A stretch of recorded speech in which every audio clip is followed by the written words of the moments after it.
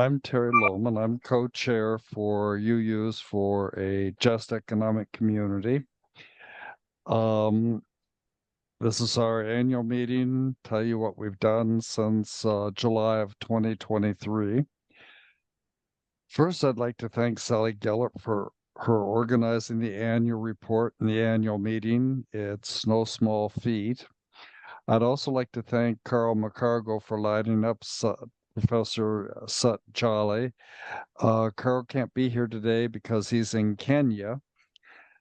And the rest of the board has been contributing time and treasure to ensure that we're a vital part of the UU universe. I don't know if Bob's here, but Bob Murphy gets a special shout out after retiring from the board. He's one of our prime agitators. He writes proposals for actions of immediate witness and then follows them up with outreach and updates. Thanks, Bob. I want to introduce Sut Jhally, who's our keynote speaker.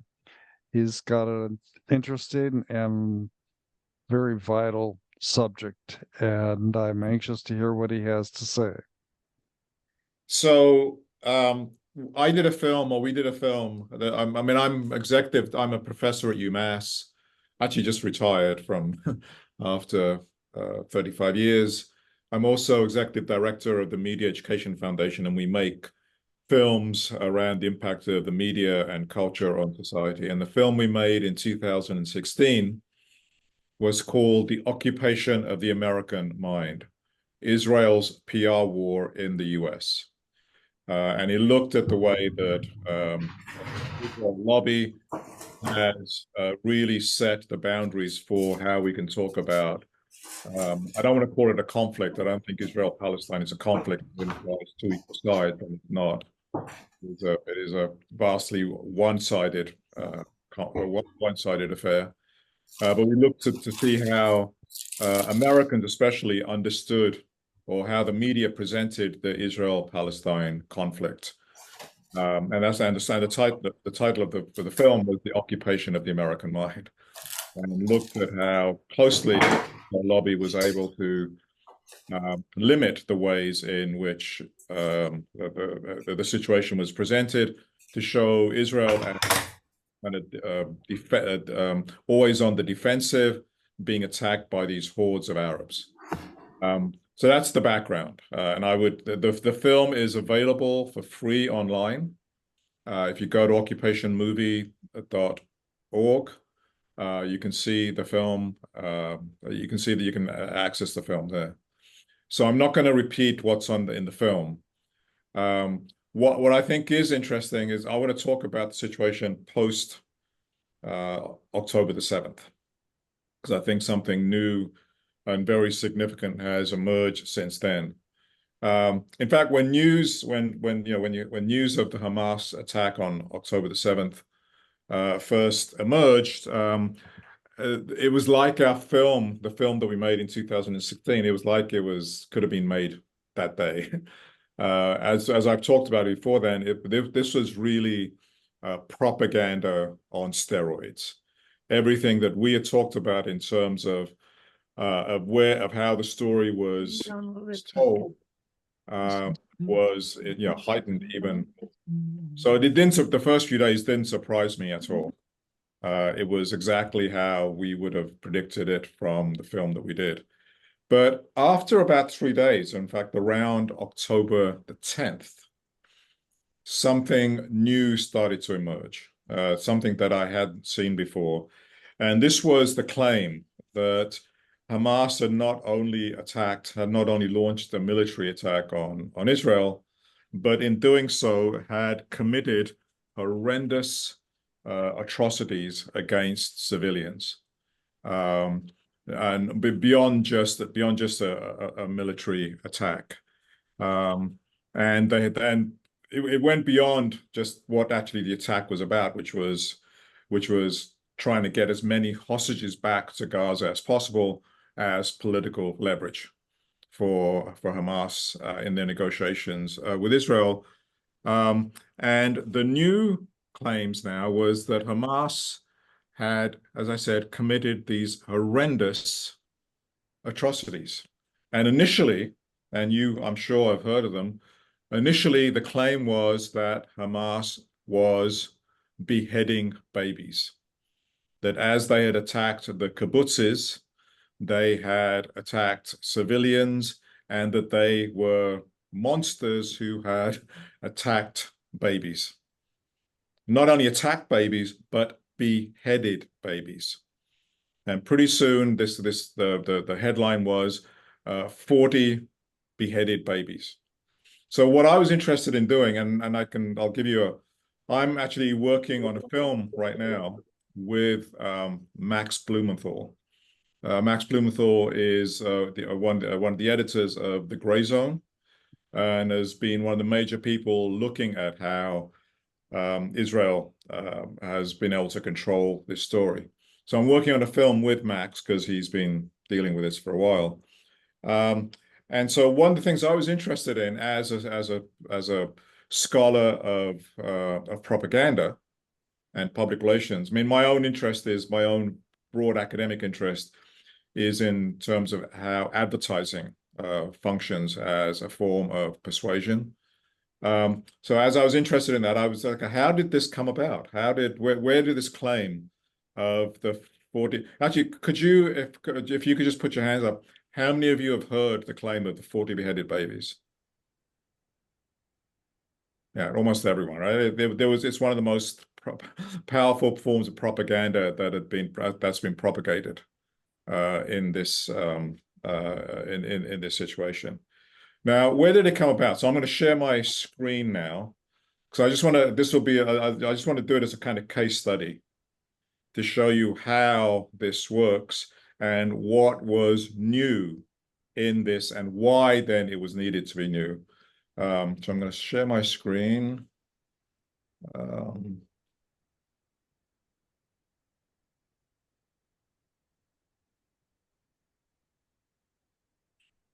So this was the initial report came from a reporter who worked for an Israeli TV program or Israeli TV channel called I-24.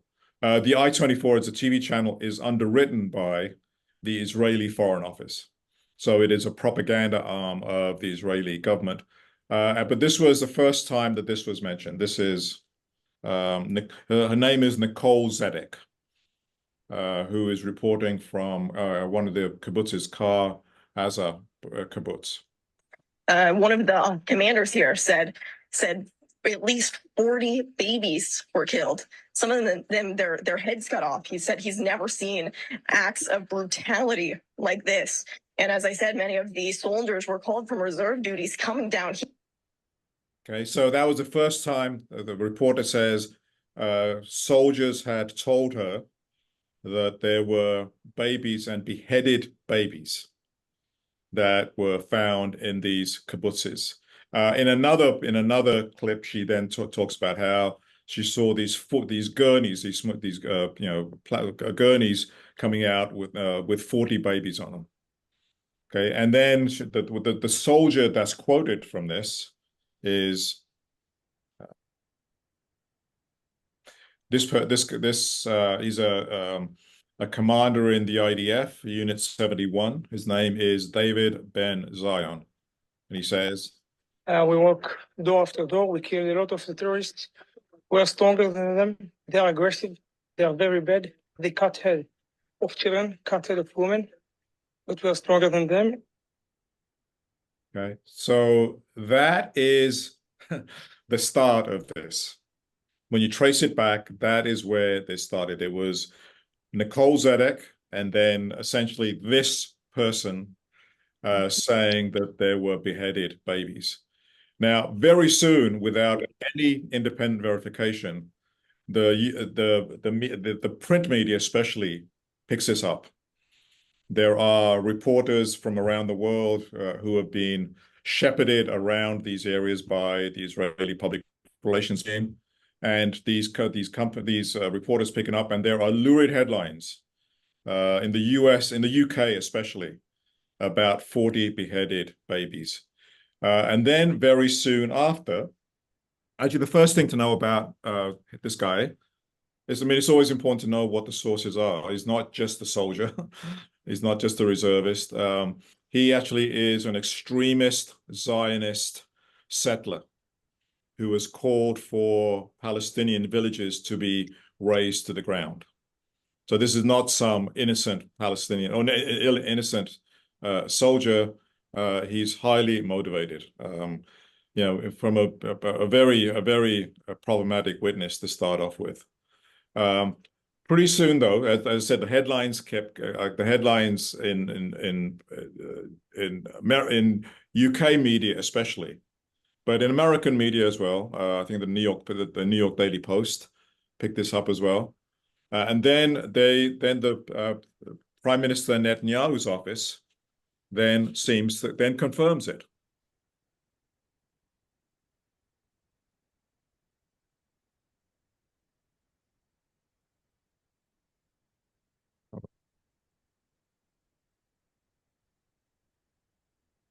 Sorry, it is playing just for a second.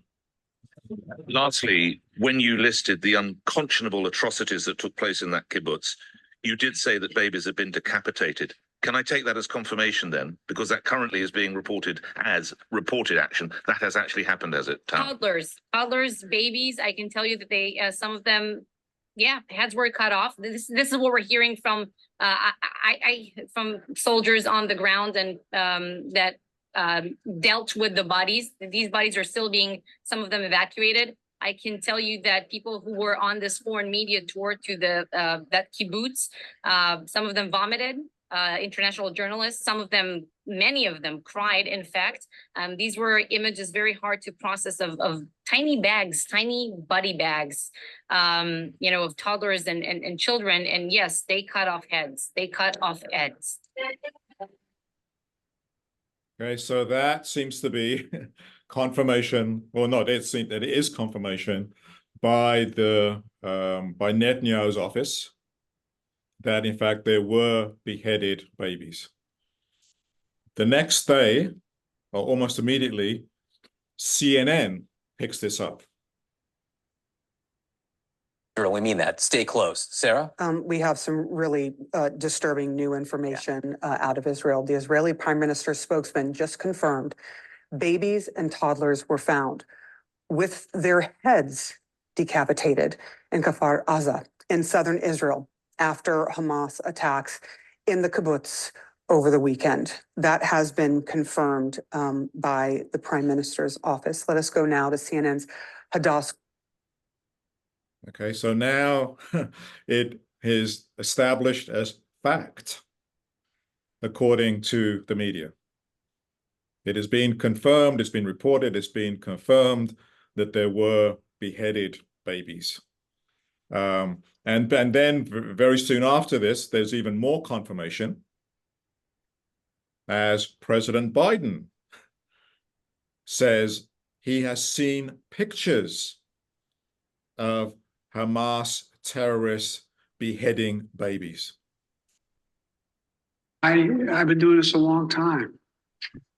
I never really thought that I would see and have confirmed pictures of terrorists beheading children. I never thought I'd ever, anyway. Yeah, I mean, God knows what Biden thinks he thought, so given his mental state these days. I mean, this is interesting, right? He's talking about this and then he kind of trails off. He says, oh, well, and anyway, right? But he's saying, I saw pictures. Actually, very soon after this, his office had to walk that back and said, actually, no, he was told that they were pictures. He actually hadn't seen them, even though he said he had, that he hadn't been. But it doesn't make any difference. Once these emotional accusations are made, they become fact. And pretty soon after this, it is then all over the media. It is all over global media, but especially American media. And I could play you some clips of that. And the fact that there's not many things that these days I could say, have you all heard of? But given the fact that almost all of you have heard of these 40 beheaded babies, that's how powerful the propaganda claim is. Of course, it's not only the media that does this. Social media also. One researcher found that there on Twitter or X, that there were 44 million tweets that mentioned beheaded babies, and that famous stars. There was an actor from called Noah Schnapp who acts in a program called Stranger Worlds, and then also the J.K. Rowling, the Harry Potter author, tweeted out to their millions and millions of audiences. What's stunning about this, as we now know, is that this is complete and utter fabrication. The idea of beheaded babies is a complete fabrication. As an investigation by the Le Monde newspaper, the French paper, has shown, even the Israeli government press office says there were never 40 beheaded babies. And in fact, official Israeli sources who have been tasked with verifying the victims, who were the victims of October the 7th. We now know everyone who was killed on that day. And rather than the 1,400 that was initially reported, the number of people that were killed was 1,100, I think 1,169. Almost 600 of whom were soldiers or police people. So the number of civilians killed was less than 600. And within those 600, and they've all been identified, within those 600, there is one baby that was killed, along with a father in one of the kibbutzes. Not beheaded, but killed along with in one of these attacks. So any mention of beheaded babies is not just a little misinterpretation. It is complete and utter fabrication. Complete and utter fabrication. And so the question is, why? I mean, but it doesn't make any difference. People still believe it to this day. You talk to people now and they will still say there were 40 beheaded babies, even though, as I said, this is a complete and utter fabrication. In fact, when in the future, not too far into the future, but when people look back on this on October the 7th, one of the things that historians will point to is the level of misinformation and the level of just blatant lying there was by Israeli spokespeople, and the way that was picked up by their loyal stenographers in the Western media, and to give some voice to those claims. Now, it's not only there are, and to this then, to these gruesome stories, other stories get added. It's not just beheaded babies now. They are burning families. Now Hamas is burning families and children. They're piling their bodies up and burning them. They're getting pregnant women, and they're pulling, and they're stabbing them and pulling their fetuses out and stabbing the fetus. They are, I mean, the stories, you most probably heard them. They are, because they've been very, very widely shown, are just gruesome to the extreme. And again, we have to ask, this is one of the things that you always have to ask: where did these come from? They're all fabrications.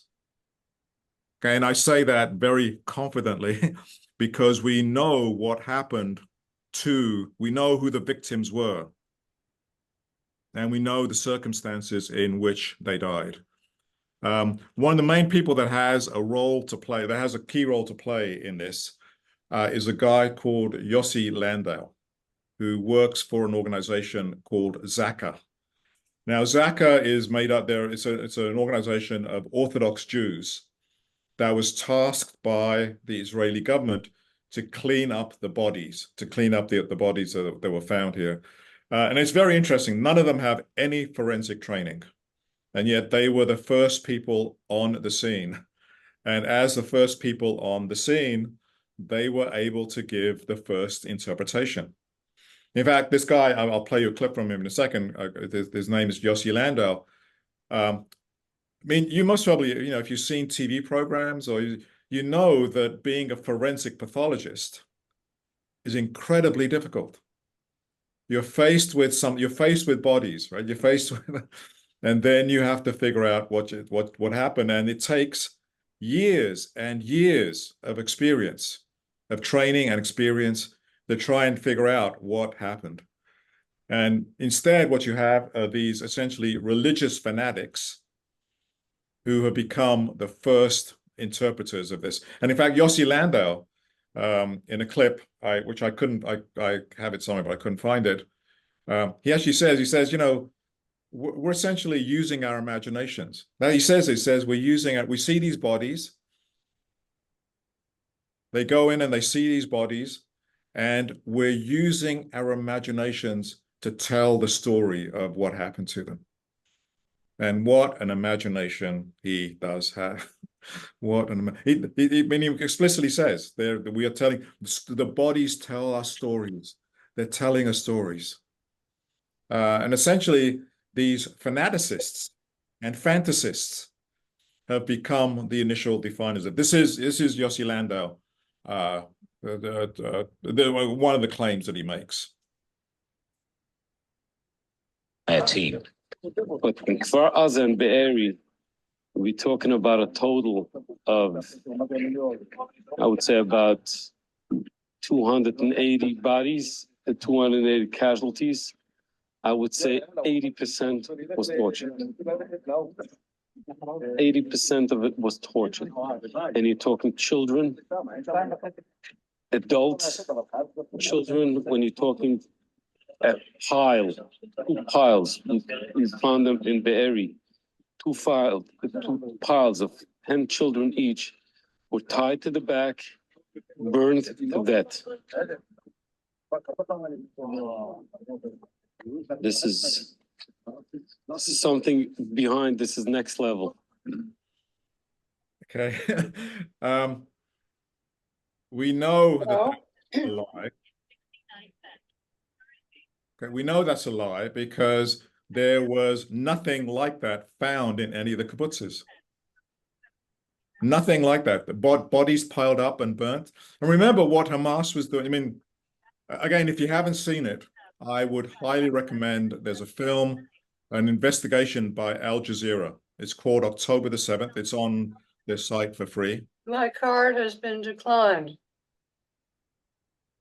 Sorry, was that?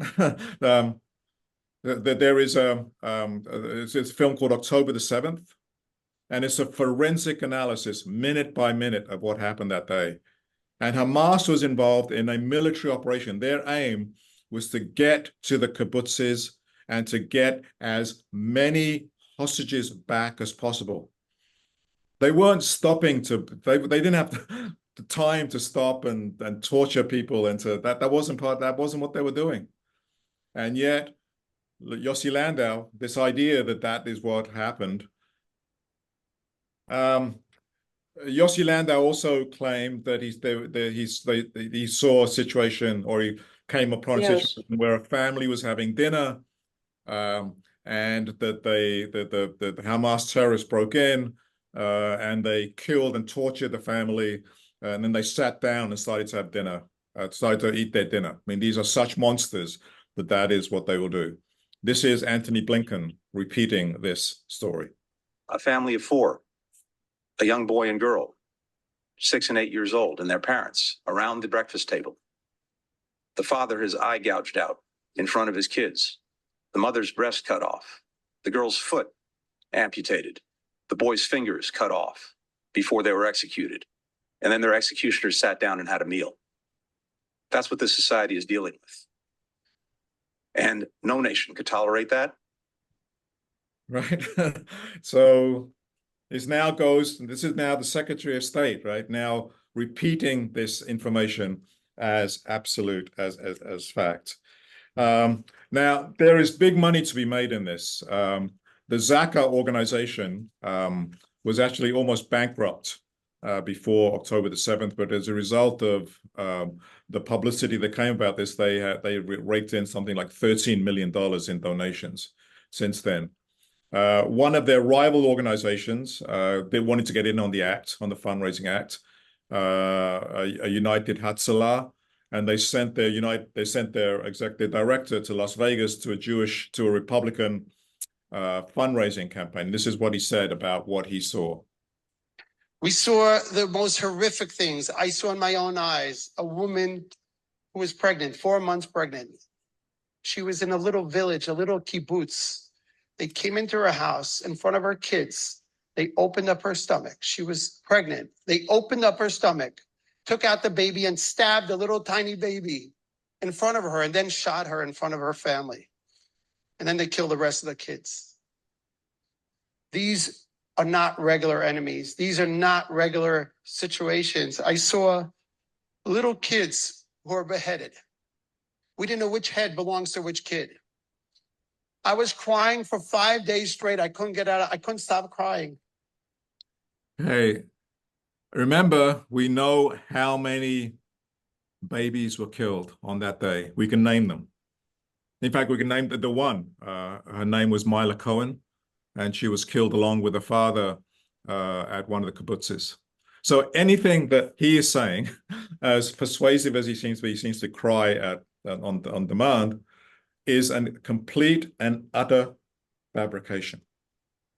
And yet these fabrications, these lies, were lapped up by the American, by media all around the world and quickly became established as fact. So that Hamas now is presented as these, not just and again, it's people, I recommend the film October the 7th from Al Jazeera, because it's really important to understand what actually happened on October the 7th.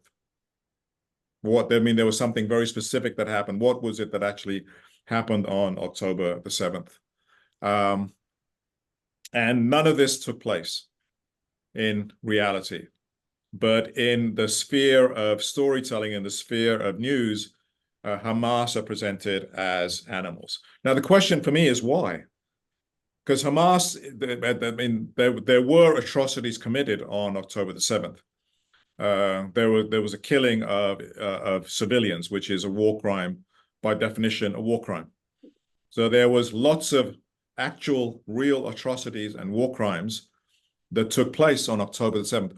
Why do you feel the need to embellish them and to make things up in this way?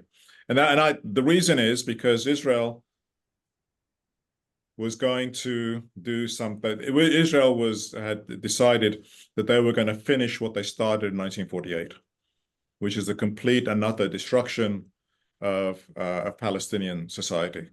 And for that, the propaganda had to be big. The propaganda had to be beheaded babies. The propaganda had to be burnt families. The propaganda had to be fetuses cut out of pregnant women and stabbed. The propaganda had to be mass rape to be able to justify the genocide that they were about to unfold, that they were about to unleash, and which they have since unleashed. And so in that sense, you have to turn Hamas from what it is, which is a national liberation organization, a national liberation party. In that way, the same as, if you want to look, they are equivalent to the ANC in South Africa. They are the equivalent to the IRA in Ireland. They are a national liberation organization. We have to turn them from something rational to something irrational. They have to turn them in the words of one Israeli minister. They become human animals. They're not like you and me. And as they're not like you and me, then we can do whatever we want to them. We can kill 40,000 of them, and the world will not bat an eyelid. Or in fact, enough of the world will not bat an eyelid. and that genocide is ongoing. This is Netanyahu. See little savage attacks that Hamas perpetrated against innocent Israelis are mind-boggling, slaughtering families in their homes, massacring hundreds of young people at an outdoor festival, kidnapping scores of women, children, and elderly, even Holocaust survivors. Hamas terrorists bound, burned, and executed children. They are savages. Hamas is ISIS. And just as the forces of civilizations united to defeat ISIS, the forces of civilization must support Israel in defeating. Okay, hold on a second. I'm going to just get out of the screen sharing now.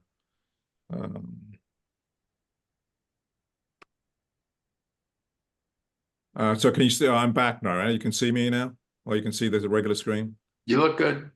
Okay. So that again, why the atrocity? Why the need to invent these incredible, monstrous acts?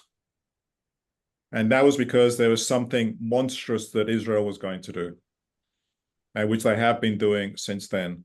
If I had more time, I've run out of time now. I'm happy to take questions on this. I could just very, very quickly, this was the first stage, beheaded babies, burnt bodies, fetuses cut out, etc. That was the first stage. But around the end of November, the public opinion, especially in the US and especially among liberals was starting to go down. And so what they needed at that point was a new form of propaganda, and that was the mass rape story that was that was propagated. Again, it was very interesting. Frank Luntz, who is a Republican pollster, does a lot of polling for Israel. He was polling American audiences immediately after October the 7th. And when he asked them, what is the worst thing that Hamas could be accused of doing? The thing that came to the top of that was sexual violence. That was the worst thing that Americans said Hamas could do. And that is why you then have the next stage of the propaganda, which is this idea that Hamas used rape as a weapon of war. This culminated in the New York Times story, Screams Without Words, and then in a video by Sheryl Sandberg as well on the same thing. But it's a continuation of the atrocity campaign, because you have to stop Americans, especially, thinking about Palestinians in human ways. You have to get them instead to think about them as the Israeli minister said, as human animals, the same as ISIS, and therefore you can do whatever you want to them. If you wanted one indication of this very quickly, very briefly, and then I'll stop and I'll take questions. When Israel rescued those 4 hostages, it killed 270 Palestinians, and the world celebrated. 4 hostages that could have been released through negotiations, and instead 270 civilians dead. That is how little Palestinians are worth to the American to the Western imagination. It's worth I'm working, as I said, I'm working on a film on this. And whenever you see stories around this, remember there is nothing innocent. The stories you hear about this, the news you hear about this, goes through a very specific filter. And that filter is dominated by not the Jewish lobby, but the Israel lobby, which is made up of the military-industrial complex. It's made up of Christian Zionists. It's made up of lots of other people. And they're the ones who control the story to stop Americans thinking in thinking in rational ways, thinking in sympathetic ways. It's working less and less. Public opinion is now essentially, this is now destroyed. I think Israel is now destroyed. It has become a pariah state in the rest of the world, and even in the United States, by generation, the younger generation has been lost. And young Jews especially have been lost on this. The main people who were involved in the campus protests were non-Zionist Jews. And that is a nightmare for Israel, which is why they are clamping down so hard on the protests. At the university I work at, I still teach there, there were 135 arrests at a peaceful encampment. And the question is why? Why are they arresting people in a peaceful encampment? And it's because they want to make sure that people get the message that there is a cost to speaking out. They are the students that were arrested on that day. They are being stopped from graduating. Seniors who had completed all their work are being stopped from graduating. The question again is, why is this so central? So let me stop there. So I could go on a little bit more, but I'm sure you have questions.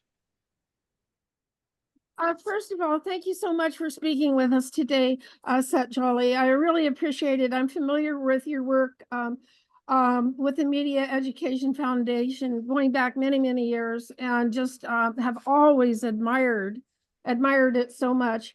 I wanted to let you know that your film, The Occupation of the American Mind, was shown here in Ventura by a group that meets weekly at my house, Venturans for a Just Palestine.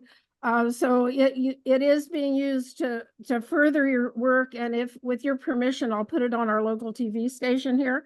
I wanted to ask you. I thank you for laying out the story as it really occurred, and exposing the truth on what's going on with Israel's propaganda campaign. And I was hoping maybe you could speak a little further about how that intersects with U.S. propaganda. We know that the United States has 2 bases in Israel. I also wanted to recall your attention to the story that came out of Kuwait with Nicera speaking publicly about babies being thrown out of incubators, which was a propaganda campaign to get us on board with that war. And I think this is probably relevant with every war we've been in. There's been all kinds of propaganda. So I was hoping you could align what you're saying about Israel's campaign with U.S. propaganda. Thank you very much. Sure. Well, the 2 points there. The first one is this: whenever you start hearing the dead babies come out, you know something bad is about to happen, right? And again, as you mentioned, when on the first Gulf War, so this would have been 1991, when Saddam Hussein invaded Kuwait, American public opinion was very lukewarm to intervening against Saddam Hussein. There was not a lot of pro-war sentiment at that point, and the American public had to be convinced to go along. And one of the ways they were convinced was through dead babies. There was a story that Iraqi troops had gone into hospitals in, I think, Kuwait City, and had taken babies out of incubators and had left them on the floor to die. And that turned around public opinion. The senior Bush used it a lot in his speech, and pretty soon there was support for the war. It was only afterwards we found out this was the result, literally, of a public relations campaign. And the main witness, her name was Naira, was the daughter of the American, the Kuwaiti ambassador to the United States, who was, telling this hard story. But again, this is one of the things. By the time the truth is told, it's too late. It's already done its work. The propaganda has already done its work, as it has in this case. What Israel needed was they needed political space to be able to operate without opposition. And the beheaded babies and the mass rape stories gave them that political space, especially in the United States.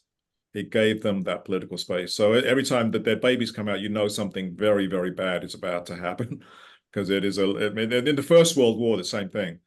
Germans bayoneting babies was a propaganda trope to get a reluctant population, a reluctant American population to go along with the war. The second point you made about American propaganda, there is no distinction between American propaganda and Israeli propaganda. They are part of one structure.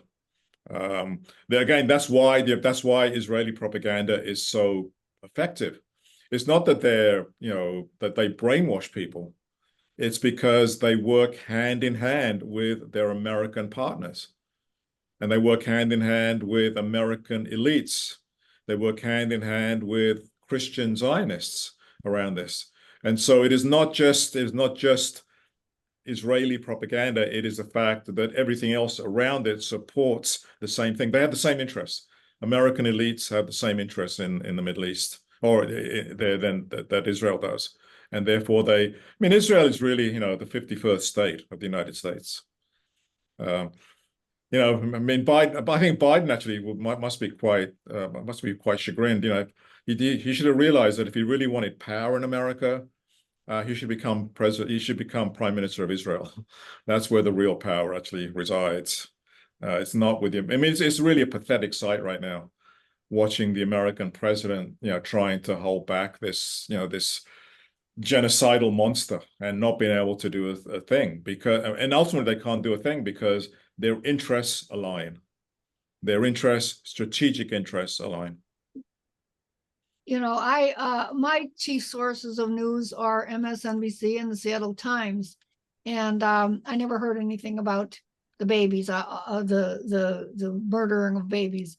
I only heard that Hamas had attacked Israel, and in impossibly horribly retaliation, totally out of balance retaliation, they killed 40,000 Palestinians. And my sympathies have always been with the Palestinians completely. And I've been horrified that our government gave weapons to Israel to do this. And so I don't know where this public opinion thing you're getting. Maybe it's coming from other sources besides mine, but I was not in line with the thinking that you thought Americans were. That's all I wanted to say. Hello. Well, I mean, you're unusual in that way. I mean, all I would say is MSNBC is part of the same structure. Okay, I mean, you got Fox for the Democrats and for the Republicans, and you have MSNBC for the Democrats. But on this issue, Democrats and Republicans are united, and you will have the same. The MSNBC is no different. Rachel Maddow, the great liberal darling, she is silent on Israel. She's silent on this. It is one of the most shameful things for. But that's a typical thing. It's there is a name for it. It's called PEP, Progressive Accept Palestine. This is what unites. So, and I'm sure the Seattle Times would have been the same. I'm sure if you'd have looked at the AP reports and the other reports, it would have been the same thing. So, you're unusual in not being able to, not being exposed to those stories. I have a point to make and a question to ask. The question is, does our speaker think that the stories we've gotten about Hamas surrounding buildings with civilians when they know the Israelis are coming to get the people inside, does that make sense to you? I mean, this is another Israeli propaganda ploy, right? Because they're going to destroy everything, and so everything has to be. Everything has to be about Hamas, and if you can turn Hamas into these monsters that will sacrifice their own civilians, their own people for this, then it shows what monsters they are. Okay. Remember, Gaza is a tiny strip of land that has 2 million people in it, right? Well, how you can separate out, and Hamas is remember, they were elected and Hamas has a popular base. That they are a resistance movement that comes from the people. And so this idea that they have human shields is a way of demonizing Hamas, and has nothing to do with the reality of it. In one sense, it's, Israel is projecting what it does. I mean, again, it's significant that, next to the bases, remember when those Hamas fighters broke across the border to those bases and killed about 600 soldiers. And again, Israel was humiliated that day. And part of the retaliation is what happens when you humiliate an abuser. They react. They react in these extreme ways. But they surrounded those bases with kibbutzes, with kibbutzim. So if you were going to attack the base, you were bound to have civilian casualties, right? In that sense, Israel's claim that Hamas uses human shields is a justification for being able to kill anyone they want in Palestine, in Gaza, and blame Hamas for it. So no, I don't think there's anything. I think it's just simply a propaganda. Thank you. The point I wanted to make, though, is that I was a Zionist in the 40s. And by 1954, I realized what Israel was doing to the Palestinians in the West Bank. And I've been opposed to what Israel has been doing. And not only what Israel has been doing, but our taxes have been paying for the destruction of Palestinian people. And it's so awful. I'm finished. Yeah. Thank you. Again, I think there's lots of people with your story. One of the people that I found the most powerful to listen to is Gabor Mate, who is the world-renowned specialist on trauma, who was like you, said, I used to be a Zionist. I believed all the stories of, of all the myths of Zionism. And then I went to the West Bank. And then I went to see, and then I saw how the Palestinians were treated. And that is, and Gabor Mate is now one of the most kind of outspoken Jewish people talking about this issue. And again, that is people like you are very dangerous to Israel. In fact, they've identified that in fact, the most dangerous people to Israel are Israelis or Jews who oppose what Israel does. Right. Jean, can you unmute? I can. Well, thank you for coming. I find nothing that you said to be surprising. I'm 78 and have been listening to propaganda almost since I was born in 1945. We've had a variety of scares, the Yellow Scare, the Perils, the domino theory. We've been pretty much at war since 1945 with a variety of societies. And the first thing that always happens, like I think back to the Russian Revolution thereafter, the first thing the Russians did, the communists did, was to take control of the press. Now, why did they take control of the press? Because they wish to read the sports pages? I don't think so. It's because they wish to publish stories similar to this. Now, the stories change, but they're all tailored to motivate the public, their readers, about what they want to do. But my real concern in all this is peace in Israel, Palestine, one state, two states. I realize that you can never have a one-state solution because there are more Palestinians, and if you give them the vote, they would vote the Israelis out of Israel. So what do you see as the ultimate end game for the Palestinians here? They have been treated horribly since 1948 and before, probably.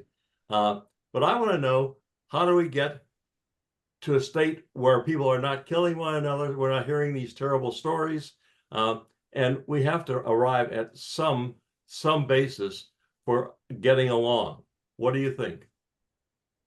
Of course, I mean, I don't have some magic, theory for that happens, but it's the work from principle, right? It's to ensure, this is the phrase, is to ensure that everyone from the river to the sea is treated equally.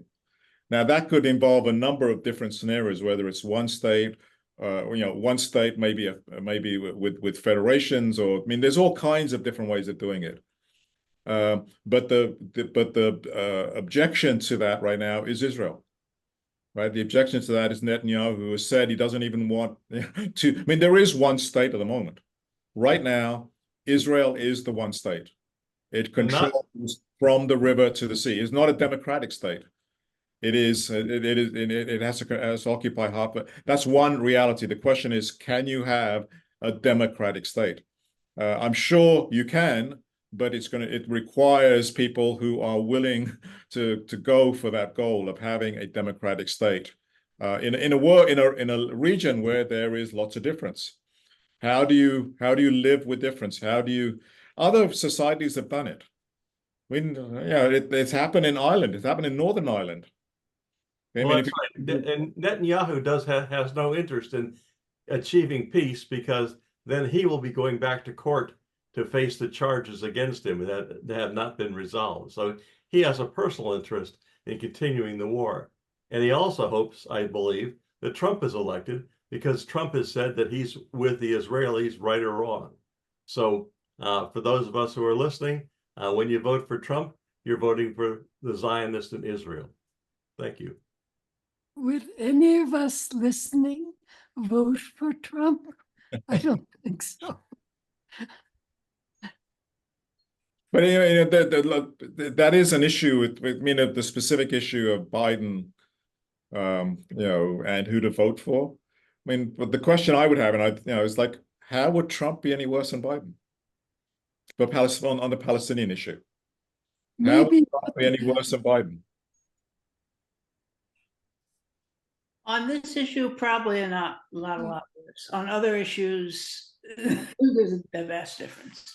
No, I understand they're not the same, but on this issue. No, I say on this issue, there's less difference than. I mean, I think Biden is going to, well, if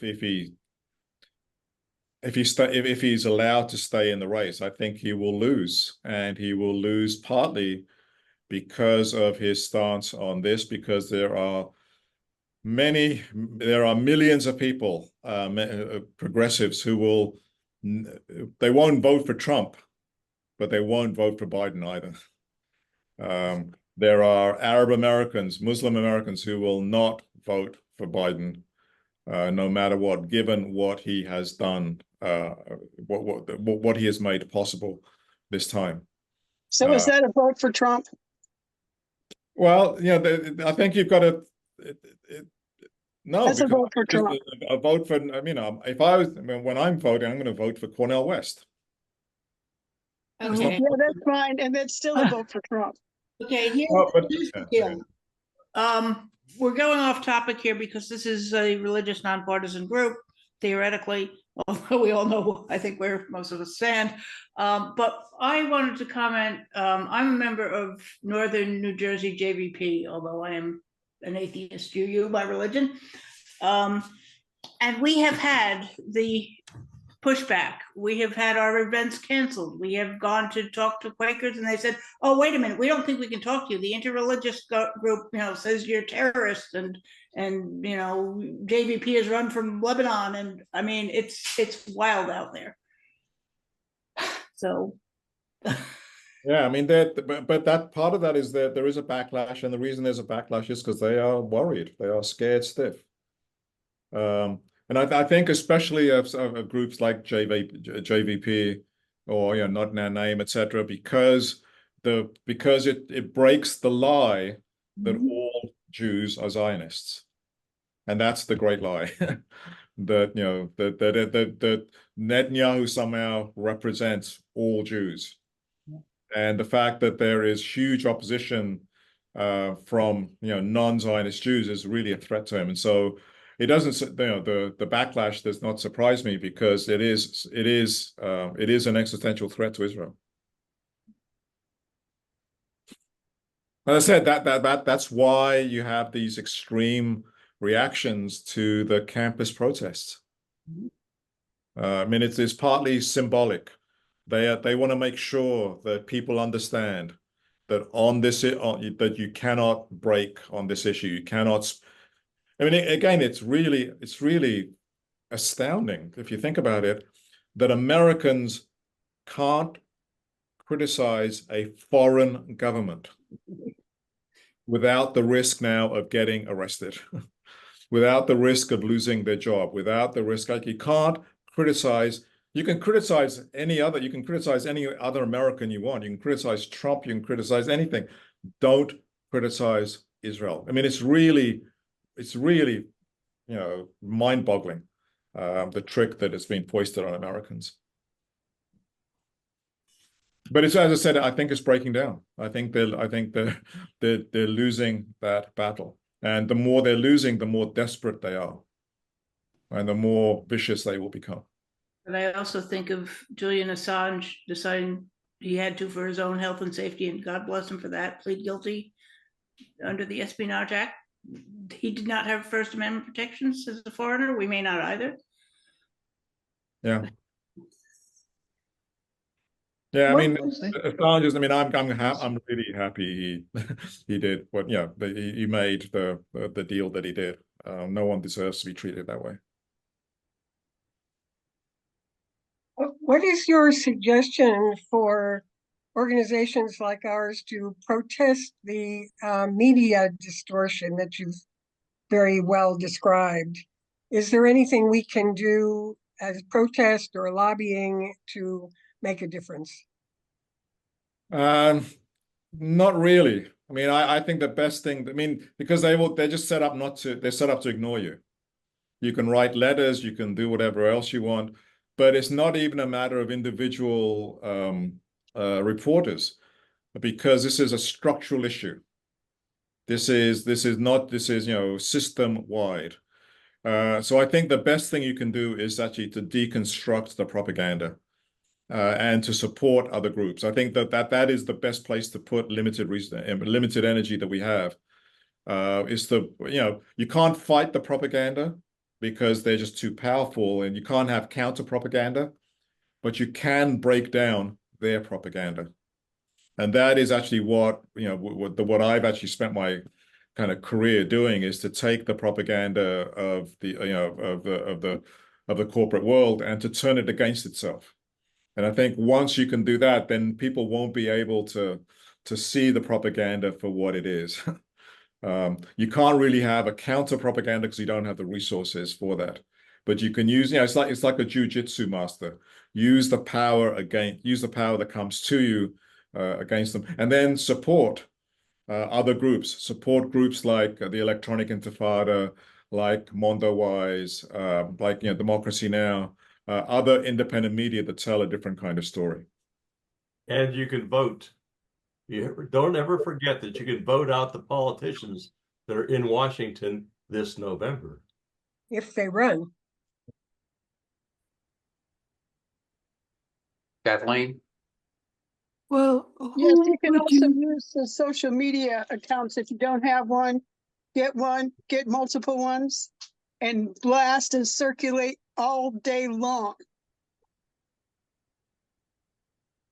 Yeah, I mean, actually on this, you know, other groups too on social media.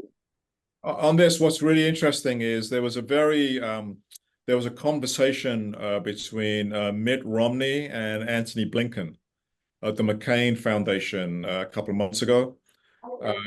And they were complaining, and essentially Blinken was complaining. He said, you know, in the old days, we used to have 3 channels, and then, you know, we used to have ABC, NBC, CBS, and then you could read the New York Times and the Washington Post and perhaps a couple of other things, but it was much easier to control. And he said, nowadays, you can't control it. Social media means you can't control it. And if, in fact, people can get their news not just from the 3 networks, they can get their news from Al Jazeera. They can get their news from around the world, and that is what they're using. And that is why TikTok is being banned. It's being banned not because the Chinese have some great influence on the American public. It's being banned because it is too pro-Palestinian. And again, Mitt Romney, when he was talking to Antony Blinken, actually said that explicitly. He said, there's so much pro-Palestinian content, but we're talking to the president. We're gonna take care of this. We're gonna make sure that TikTok isn't allowed to do what it's what it's doing. So social media is not some great panacea. I don't want to, but it is less able to be controlled, and especially for young people, it's less able to be controlled. And so I agree with you. I think we should use whatever resources we have to be able to get out information that might be useful.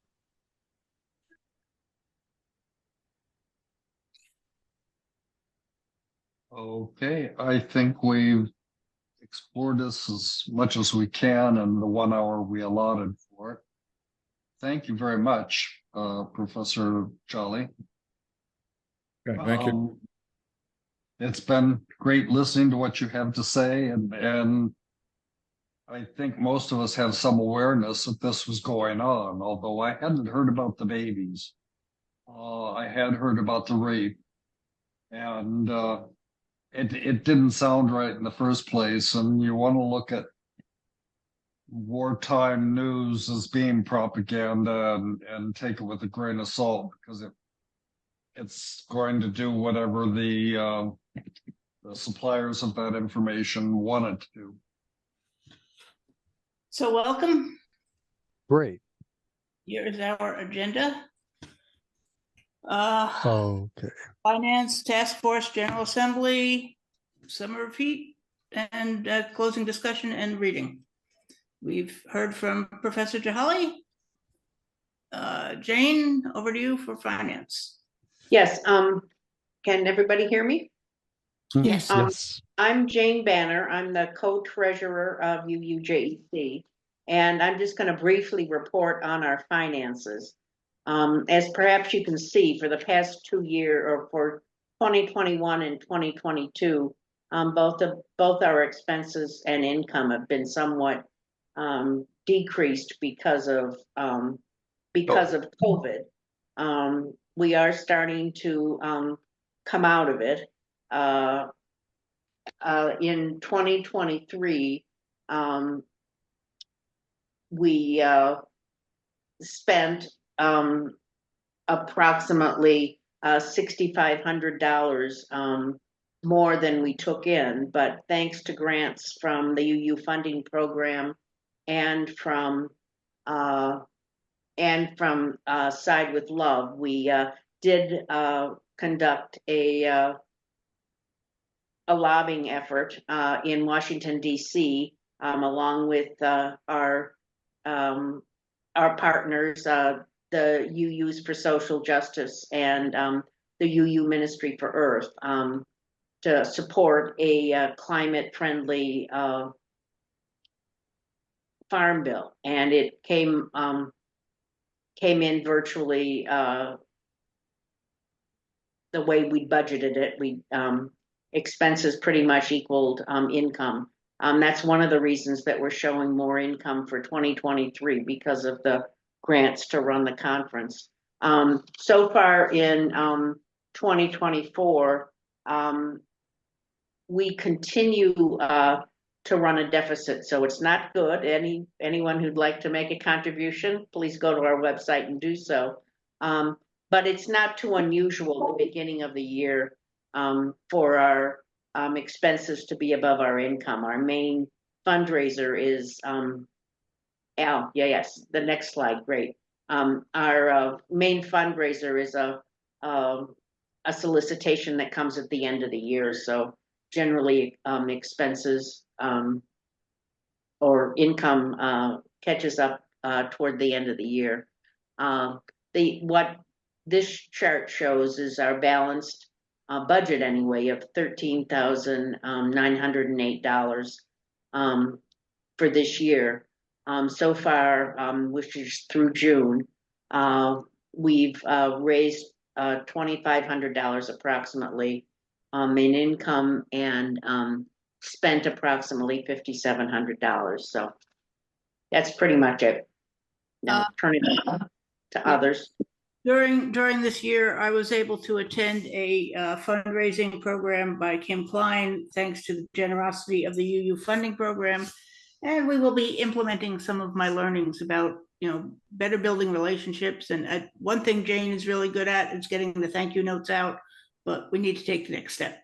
And so you'll be hearing from us that we'll be building relationships, not just asking for handouts. So. Any questions on finance before we move on? Well, I just would like to say that the UUSJ has been conducting a fundraising campaign for the last 2 months. It wanted to raise $25,000 and it had a $12,500 match program. However, in the last 2 months, it has raised $4,200. Ooh. So, and so I'm thinking that I understand we've been doing a lot of different things like outreach, calling people, sending information to people about what they'd like to see done and getting information back. But right now, we have not been getting the kind of dollars that we would like to see back. So I understand what they tell you at those fundraising seminars, but they don't all apply. They are not just magic. It depends. It depends upon whether or not what we're offering is what our clientele, our outreach people want to see. So having contact and gathering information about what they wanted us to do is as important as to us telling them what we want to do, which is not what they want to do necessarily. Judy Deutsch would like to say something.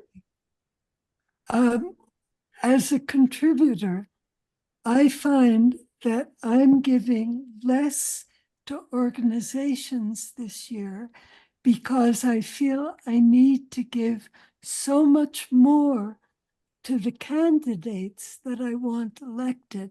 And that may be true of other people. I don't know. Yeah. Well, we sent a good deal of money to the World Kitchen Organization because what was going on in Gaza. They were the ones that were under attack by IDF for bringing in food and so forth. Some of their workers were, I think, killed or injured. I don't remember which. Yes. But there's a lot of places out there that are asking for money. I get at least a dozen requests per day from President Biden telling me all sorts of things, from asking me to kick in $2 to 200 or 200,000, whichever. Right. One of the things that came up at the conference was the proliferation of the NGOs and how many more there are than there used to be, and all need money to run. Yeah. Right. Healthcare. Judy, do you want to talk about the healthcare task force? I just put some notes together. Well, I think one of the things that we really still have to work on is the corporate ownership of Medicare Advantage, and how we can end that. I don't know, but we need to keep working on that. The other thing is the pharmacy benefit managers. If Trump is elected, all the work that Biden did to see that we pay less for pharmaceuticals, including insulin, will be gone, and it's terrible. I don't know what happened just recently in California. I do know that they have voted for something that's supposed to get single payer eventually in California. And I hope that our committee will be working on finding out what actually is happening. healthcare now that I used to work on a great deal when I was in Massachusetts and still support, is doing a great deal to get single payer. However, I think they're doing something very stupid currently that they've done many years before, which is get non-binding resolutions voted on within various districts in the state. I think they should work for binding resolutions, but I'm not voting there now. I'm no longer on the board. And there is a group called HCR4US, Healthcare R for Us, that came out of a League of Women Voters meeting, I'll say 10 years ago. The League of Women Voters principles include single payer, but the board, year after year after year, refuses to work for single payer. And this is the HCR4US is a group that tries to get the National League to work for single payer. And I think it would be helpful if it did. I no longer give money to the National League of Women Voters. I'm an active member of the league, locally and statewide, and I tell every time I'm asked to give money to the national, I say, as soon as you work for single payer, I will, but they don't.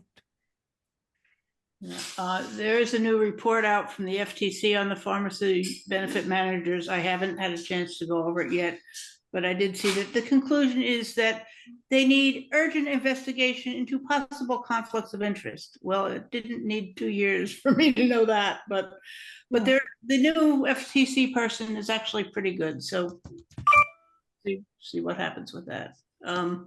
Yeah, and the Healthcare Now is they have a podcast that are done by the leaders that they're looking for more researchers and video people or audio people to help with that. And if anybody's interested, we can share that.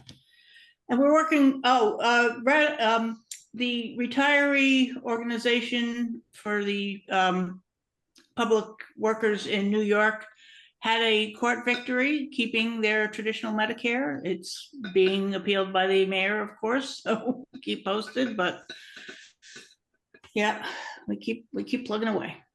Any comments, questions? Well, I was going to say that our speaker said he's voting for Cornell West. And let's see, before I left Massachusetts, I did listen to Cornell West a great deal. We're both members of the Democratic Socialists of America. And he certainly is for single payer. But I think that voting for him is a vote for Trump. And I think it's very sad. Okay. Okay, yeah, and the other controversy in the healthcare advocacy world is, do we fight for national single payer only, or do we encourage the state-based programs? Because we know if it's all state-based, there's going to be states that will just turn it over to the private folks entirely. On the other hand, we've been trying for a national program for 100 years and we've only got halfway there. So anyway. Well, in Massachusetts, I was chair of the committee that wrote 3 or 4 bills for single payer in Massachusetts. And I guess we never won. I still believe, however, that if states can do it individually, great. because it'll be forever before we get national. Our next task force is now called Peace, Equity, Climate. Used to be the Green New Deal Task Force. Lucy or Cindy, you want to? I'll start and Cindy will follow me.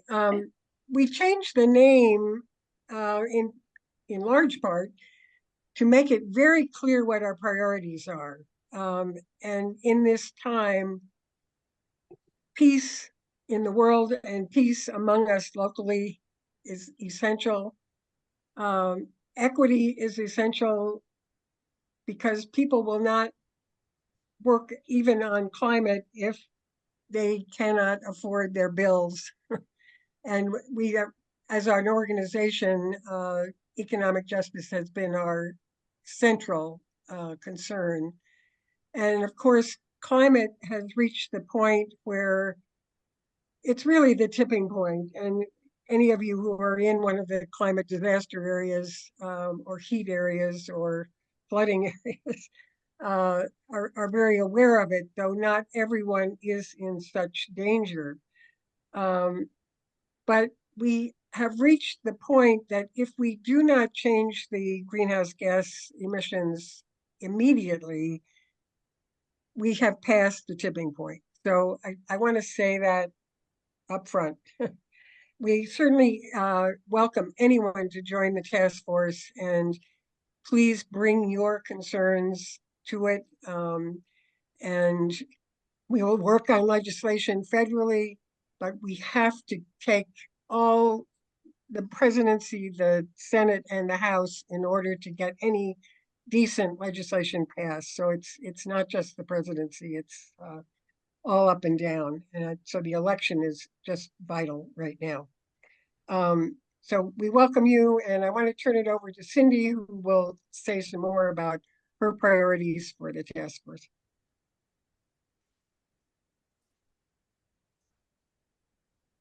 Hi, everybody. I really appreciate the opportunity to speak with you. Could we change screens there, you guys? Okay, so thank you. I want to thank all of the people that really put so much work into this meeting. Sally, Terry, Carl, for getting Professor Jhally and all that was done. So thank you very much for that. I want to underscore what Lucy's saying to us about the urgency. I think I told our UUJEC group months back that we had been forewarned that we were going to reach the 1.5 level of temperature increase over pre-industrial times by May. That was a projection by James Hansen, and we have. We are at 1.5 degree rise in temperature now and have been for the last year. There may be a dip in that going forward. Hopefully there will be, but it's projected to come right back. It's a temporary dip. Anyway, climate could not be more serious. I'm very grateful that so many UUs across the country are really involved in climate. I think that's wonderful. But there has been a hesitancy to look at the military and war impacts, which have been 5.5% of the global whole for years now, and that does not include war-related emissions.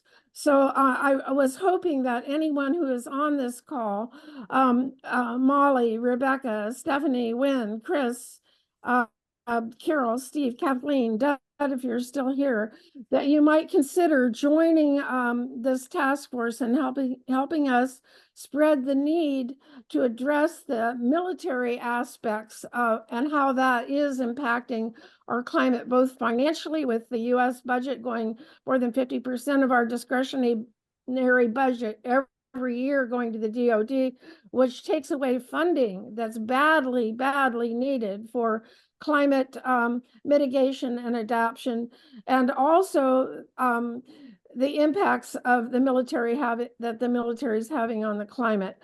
So we look forward to working with Lucy, and I think David Delk is also going to share leadership, Lucy, David, and I on this, and Mona bringing in the aspect of particularly on nuclear weapons, the expenses of that and how that's putting us in jeopardy. So I have high hopes. I think we really need to reach out as a task force to this UU Service Committee.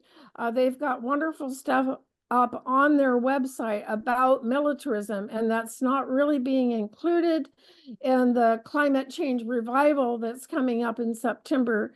I was reluctant to join that group because they are not considering militarism and wars as part of the climate concerns, and I'm hoping that maybe this task force can help and broaden their perspective. So thank you all very much. I appreciate you. Take care. And are there any questions, I guess? Thank you. Sally, do you want to put up the screen share? Okay. Carl, as we mentioned earlier, is in Kenya and couldn't be with us. He is the chairperson of our reparations task force. And I've listed some of the presentations and meetings he has done and given primarily in his local Massachusetts area. We are looking for more groups, UUs and others, to have presentations and to continue their curriculum work. And we will keep you apprised. We do have an email, reparations@uujec.org, and a forum on our uujec.net site. I will talk more about that a bit later. So stay tuned. Anybody else have something to add? No, okay. General Assembly was all virtual, and I thought Bob might be here to talk about the action of immediate witness that he and a bunch of other Floridians primarily put forward, which got a 95% vote: World on Fire, humanitarian work, and climate change. Cindy just pointed out how hot it is. I saw in the paper here that last summer was the second hottest in 129 years. That goes back to 1895. There are, consider, can your building be a cooling center? Can what can this action immediate witness, this calls for people to actually get out and help with the survival work that folks need, and the climate activism as well. There, I have a link to the full text there on our site. It's also on the UUA website. We had 2 workshops at GA, organizing for health. Oh, I thought I had. I think if I. Yeah. Okay. Here we go. The workshop organizing for health equity. I have the speakers list there. I was one of them speaking on maternal health and including the racial discrepancy in maternal deaths, which is a focus of our First Lady, who should stick out of that and not run for governor or not run for senator. But Lisa talked about her work in Florida and including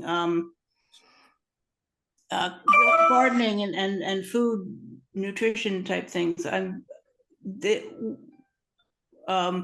We talked about, again, we talked about congregational actions. We talked about how to help the houseless, both the need for affordable housing and the now criminalization in some places of sleeping outside, which is, it's upsetting to walk past a bunch of people sleeping on the street, but it's worse if you have to be that person sleeping on the street. We need solutions for those folks, not to criminalize them.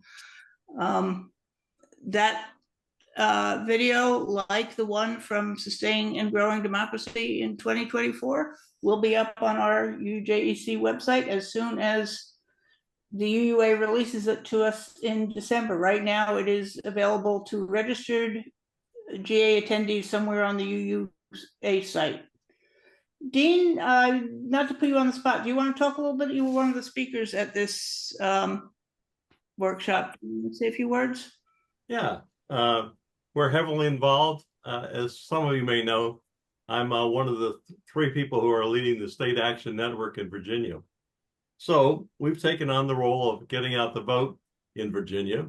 We are not working with UUA, although we do postcarding that we get from the grassroots, Restore Our Vote, I believe. We get addresses and they send postcards to other states. But in Virginia, we didn't expect to see UU the vote come in because it's not a state with a lot of problems like Florida or Georgia or Arizona. The issues that they have there are different. Abortion is an issue amongst women in Virginia, but it was not amongst the things that were up for even discussion at the last General Assembly. When I say General Assembly, I mean the General Assembly in Virginia.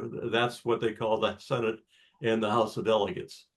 So we have been doing training. We work with the READ Project, if you know that, out of the first, I think it's All Souls in Washington. They've held several trainings. We intend to have sessions throughout the summer into the fall where people from various churches can come and ask questions about the various things that can be done, or they don't know how to do them and they want to do them, and we can put them together with people who know how to do those sorts of things. We have a person who is now hired by the READ Project to assist others in getting out the vote. We are in the process of getting a grant. One of our churches, a couple of members from one of the churches wants to get a grant for postcarding. So he says, these 2 guys say that they can go to the UUA, get $1,500, and for those churches who need money to do postcarding, we can pass out the money. That's not hard to do. So we're in the process of doing that. Even though we are a nonpartisan organization, we do believe in A, getting out the vote, B, using what's called the VAN system to find out. In Virginia, there's a system that will allow the churches to determine whether or not all of their members are registered to vote. So we put the name of the church in, we get the information back, and we nudge people to go to the registrar's office, although in Virginia, you can register in the same day you can vote. We also have grant money available to those who need vans from their churches to the polls. So we'll be using that. But that's kind of where we are. And of course, I point out to people that getting out the vote doesn't mean that you're getting out all the vote. Now, I'm a Pittsburgh guy, and when I grew up, if we wanted to get people elected, i.e. Democrats, the buses would go down to the Union Hall. They would pick up the workers and they would take them to the polls. Somehow they never made it to the country club to pick up those who were playing golf or sitting in the bar. I guess they never could figure out where the country club was, but they made no effort to get those people down to the polls. We expect to send our get out the vote effort into areas in which we have a greater hope that we'll get people to support the candidates that we want. We won't ever say who the candidates are. If you can't figure out from using your own UU values and you're in the poll who to vote for, well, there's not much I can do for you other than return to the good old days when we stuck a gun in your ear or gave you $2 for a drink. But we're not going to do either one of those last 2. They seem to be illegal these days, unfortunately. So that's the plan. And I strongly recommend that when we have a problem with people, like we talked about before, with the propaganda coming out, that you take a look at the positions of the candidates who are running and decide who you want to vote for. We also will do pamphlets in which we put the picture there. We'll ask people questions, get their answers, and write it down. We don't try to change whatever a candidate says. We'll just write it down, and you can read what they've said.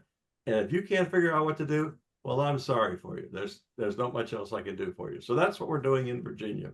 And hopefully you can do something like that in your own states.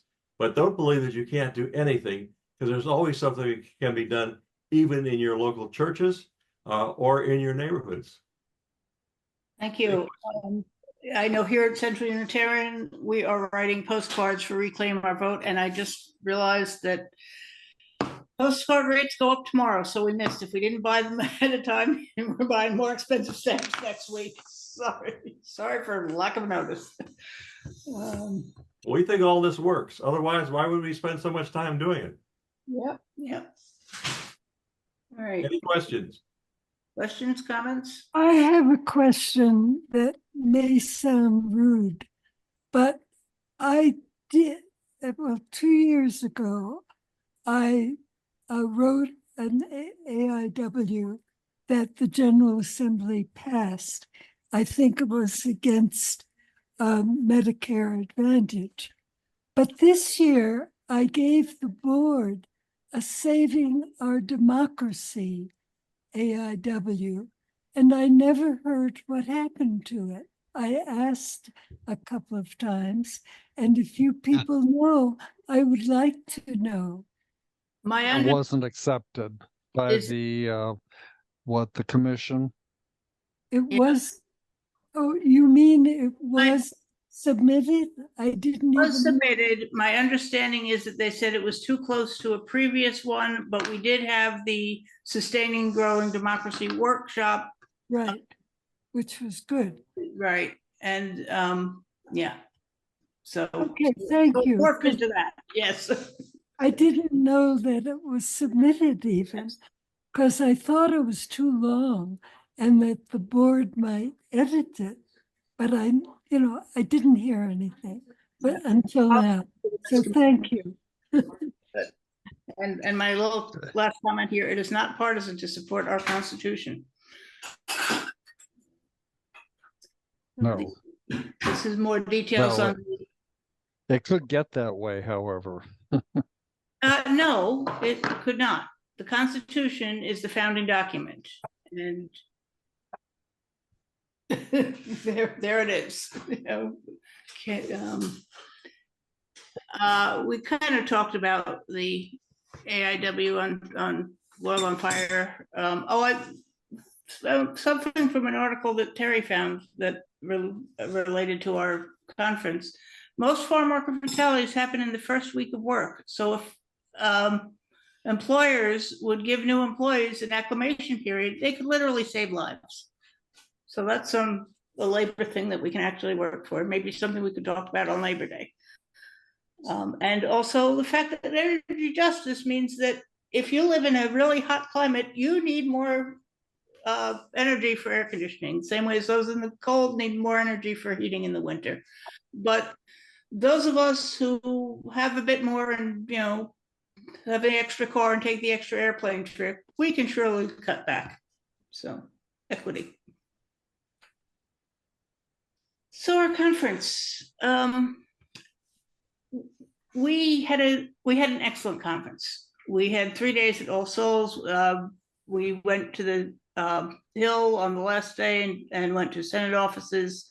We had some really great speakers. I've put a list of our partners in the conference and our speaker organizations in the slide there. The one thing that didn't work for us was the technology. We were hoping that the evening sessions at least could be virtual or could be hybrid. It didn't happen. Opportunity lost, what can I say? But for those of us on the ground who were there, it was a really good and informative event. The Farm Bill is not done yet.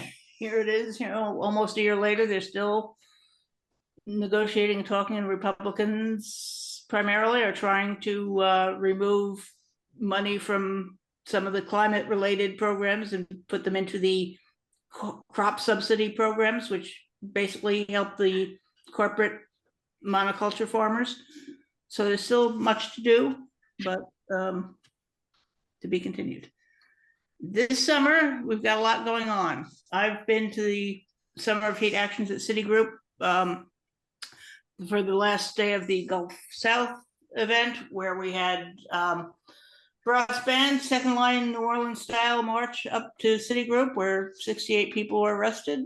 I was not one of them this time. The first week they had 3 rocking chairs from the Rocking Chair Rebellion, along with 60 odd people arrested. I think they're up to 300 and some arrests, and they are finding that Bloomberg had an article saying how, you know, the Citigroup workers are being disrupted, and there was some weak statement that the CEO or one of the executives made in support of mitigating their climate policy a little bit. So they are feeling the heat, and this is we're halfway through. It's a 12-week action. The week 8, the July 29th to August 3rd, is the Faith and Climate Grief Week. So we're going to look, I think, at getting the word out about that. There, you know, yes, most of it's in New York at Citigroup headquarters, but there are ways to call and ways to take action locally. Today is National Green Amendment Day. It's, I think, the 3rd or 4th year in a row for that. New Jersey's Green Amendment is still in committee. New York's passed, but the governor is now saying, well, you know, it's discretionary. No constitution is discretionary. That's why you put it in the Constitution, because that's the bottom line law. So they were up in Albany yesterday working on that. And then next up is the UU Ministry for Earth Climate Justice Revival. So you can sign up to get resources for that. I think we will work with Cindy to remind them that military has a big impact. I personally want to make sure that they realize that nuclear is a climate victim, not a climate solution. Those reactors live on water that is rising, that is sometimes too hot to actually be used to cool the reactors, and that create waste that doesn't go anywhere. So we need better solutions. Not to throw massive monies into things like Vogtle in Georgia, where ratepayers are now paying for a reactor that I don't know if it's working at all, but no. So that's kind of my comments on climate. Lucy? Yeah, I want to emphasize doing things locally when we get discouraged about federally. And whether we're talking about the farming, anything to support local farms, urban farms, gardening yourself, CSAs. It's going, in the end, we're going to be solving our survival more locally, I'm afraid, given the current trend. And one other thing on climate I want to bring up, just to say it, is that artificial intelligence is now using an enormous amount of energy, and it's just beginning to get national coverage. I did see something in the New York Times on it lately, but it's been hidden. And the major companies that you're on social media with, like, you know, Microsoft, Google, and all the ones that I'm not part of, so I don't know their names even. They are using AI, and we are using AI, and we can use it more. And it would seem like easy to just get more searching because of AI. But every time it's used, it uses energy. And those companies that had goals for the climate, that they would reduce their use of greenhouse gas energy, are going the wrong way. They are actually using much more than they have before, not reducing to their own goals. So please keep that in mind as we go forward. AI is not just a wonderful information service, it's also robbing our chances on climate. As are cryptocurrencies, and unfortunately AI makes disinformation very easy, even more so than real. Yeah, but you're not focused in the right area, Lucy. AI is not the problem. AI is only a problem because of the data centers that are associated with AI. The data centers use up a lot of water. They're going to require a rebuilding of the grid. And we were talking about this yesterday. The question is, right now, the Dominion Power down here is starting to talk about raising its rates in order to do data centers and the grid improvements. That's just begun.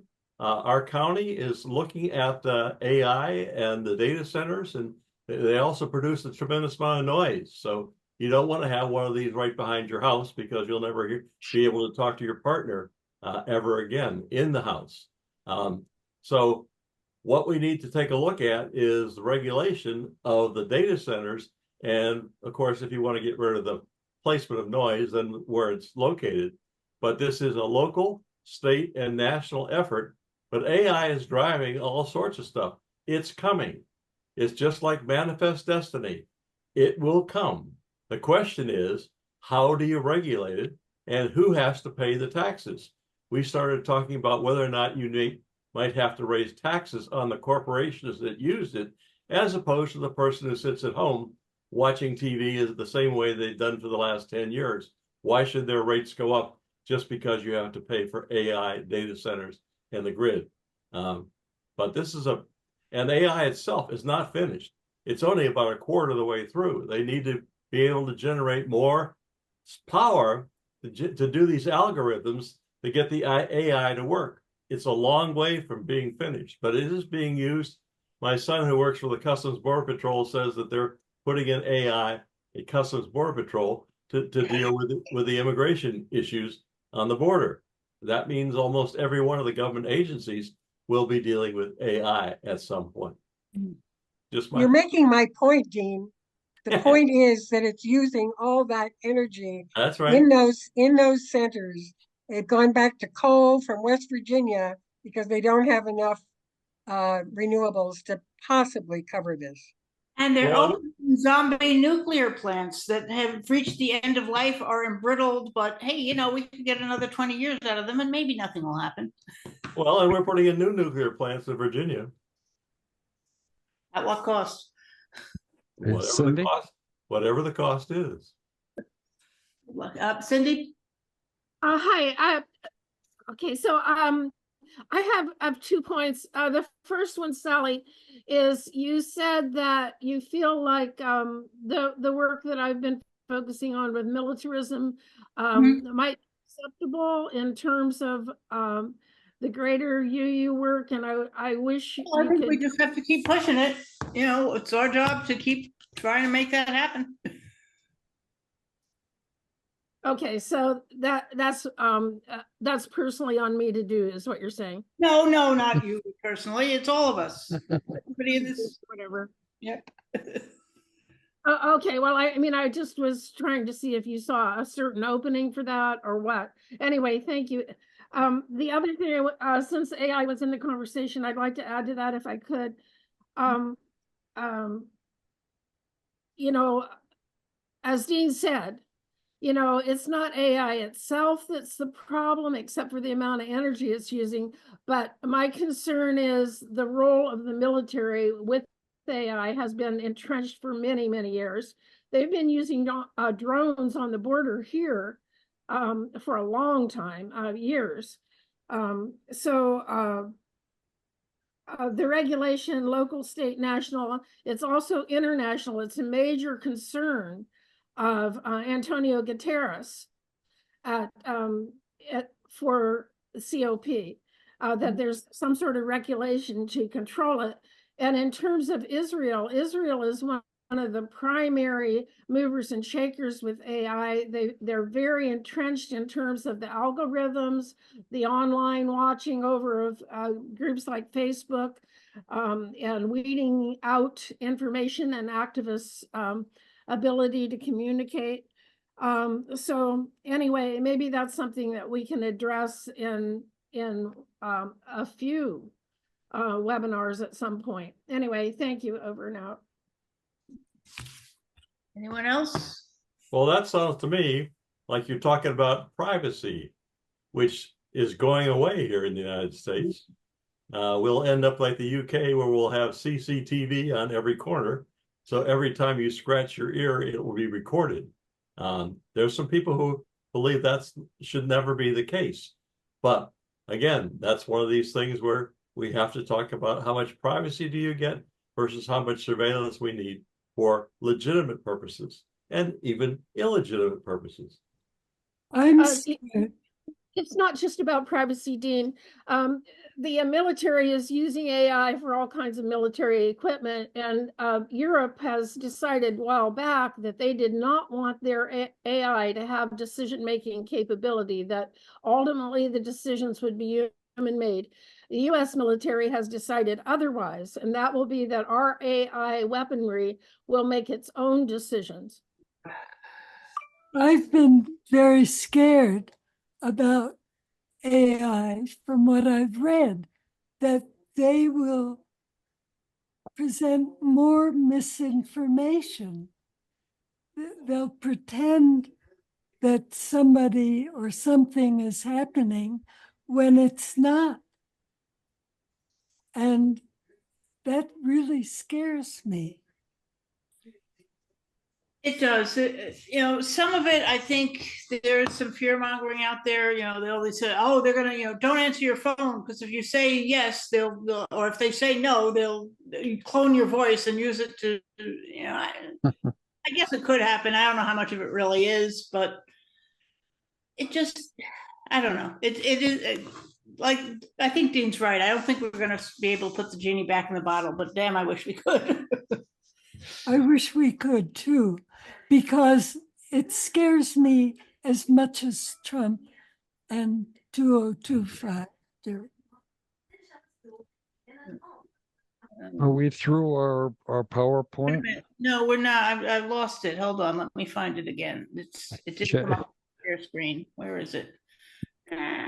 File open. We're close to the end. Yeah, I thought we probably were.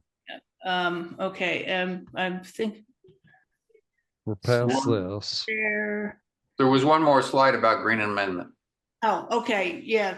Okay. Yeah. I just want to point out, I did mention Green Amendment Day and so forth. And so that's how to connect moving forward.